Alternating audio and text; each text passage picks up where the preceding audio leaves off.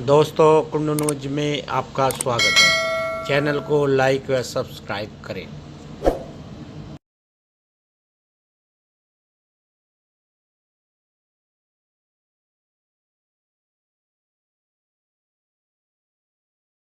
और अब इस मुद्दे पर आप क्या कहना चाहते हैं जो गौमांस मिला था?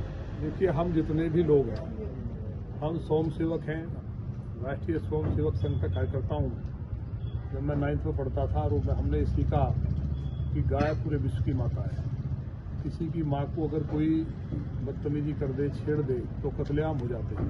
आज पूरे सनातन के ऊपर हमला हुआ है और दादरी जिस क्षेत्र में हमला हुआ है, इस क्षेत्र में 1857 की लड़ाई राव सिंह भाटी के नेतृत्व में लड़ी गई और गोपालकों का क्षेत्र है, किसानों का क्षेत्र है। यहाँ हम उम्मीद नहीं कर सकते थे। गायों के ऊपर आप देखिए, जोगराज गुजर राजा थे, तैमूर लंग वो गाय काटने जा रहा था। उस जमाने में, आज से 1398 की बात कर रहा हूँ, वहाँ इतनी बड़ा संघर्ष हुआ है। तैमूर को मरना पड़ा। इधर गोखला जाट से लेकर के नागा साधुओं ने, गुरु गोविंद सिंह ने, बोले इस देश में मुगलों के टाइम में जो नहीं हुआ वो आज मेरी अपनी सरकार में हो रहा है। हम जितने भी विधायक, मंत्री, सांसद उत्तर प्रदेश में रह रहे हैं, हम सबके लिए आज काला दिन है। हम सबको डूब मरना चाहिए। हमें मतलब जिंदगी से मोह खत्म हो गया या हमें इसके लिए लड़ना चाहिए, ये समझ में नहीं आ रहा। लेकिन इतना तकलीफ है। ये तो गोरक्षकों का भला हो कि गौ माता, हम गाय की रक्षा नहीं कर सकते। गाय की रक्षा, धर्म की रक्षा हम करते हैं, ये नहीं है। धर्म ही बचाता है, ये हमारी सबकी परीक्षा है। गाय तो इस ब्रह्मांड की नायक है। जहाँ भगवान श्री कृष्ण ने गाय चराई हो, मेरे यहाँ जो अधिकारी थी पहले और बहुत गाय कटती थी लौनी में, सपा की सरकार थी, बड़ी लड़ाई लड़ी गई। लेकिन आज इस पीठ के पीठाधीश्वर योगी आदित्यनाथ जी हों, गोरक्ष पीठ जो गाय की रक्षा के लिए पीठ बना, माननीय योगी जी जो गाय की रक्षा के लिए, जिन्होंने गाय के संवर्धन के लिए श्री कृष्ण जी के नाम से, भगवान के नाम से गौशाला, एक आना गौशाला खुलवाई हो, इतने गंभीर हों, उनके प्रदेश में इतना बड़ा दुस्साहस अधिकारी आज तक मेरा फोन अटेंड नहीं किया। मैं कल लगातार कॉल किए।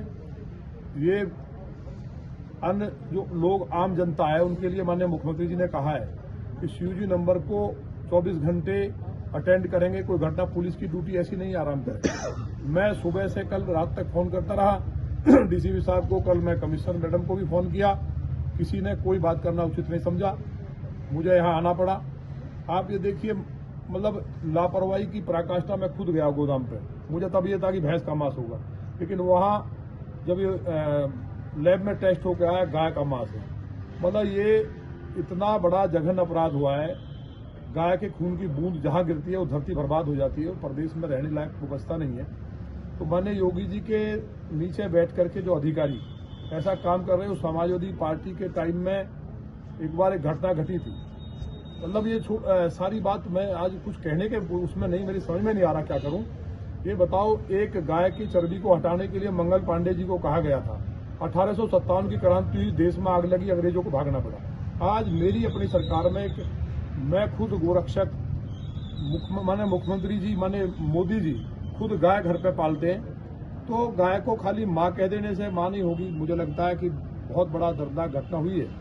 और मैं अधिकारियों से कहा भी, आज तक उन्हें यही पता नहीं है। यहाँ जांच की देखिए, कई प्रधान यहाँ के डूब मरना चाहिए, कीड़े पड़ेंगे सबको। मुझे फोन करके कह रहे हैं कि जी देख लो, इसमें कोई बात नहीं है, गाय मर गई तो मर गई। मतलब जिस क्षेत्र में का किसान ही जहाँ का, मतलब गोरक्षा के लिए जिन लोगों ने लाखों लोग मरे हो, वहाँ इस तरह की चीजें आई तो तकलीफ है।